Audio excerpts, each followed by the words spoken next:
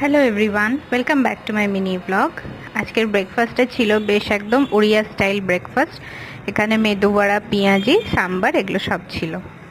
আর দুপুরবেলা আজকে বোন রান্না করেছিল হচ্ছে করলা সেদ্ধ, সাথে মাছের ডিমের ভাজা, পেঁয়াজ রসুন দিয়ে লঙ্কা কুচিয়ে। বেশ ভালোই লাগে এটা আমার খেতে। অনেকে আবার বড়া করে খায়, বাট আমার এরকম ঝুরি ভাজাটা ভালো লাগে বেশি। আর করলা সেদ্ধ রাখতেই হবে খাওয়ার শুরুতে, তো এখানে ঝুরি ভাজাটা দিয়ে মেখে নিলাম। সাথে দুটো লঙ্কা দিয়েছিল, দুটোই আমার পাতেই পড়েছে। যাই হোক, খেয়ে নিলাম। আর এখানেও করেছিল দই দিয়ে রুই মাছ। তো যেহেতু পেটি খেতে ভালোবাসি, পেটিটাই আমাকে দিয়েছে। আর অনেকে মাছের ছালটাকে ফেলে দেয়, আমি কিন্তু ছাল একদম দিয়েই খাই, আমার বেশ ভালো লাগে।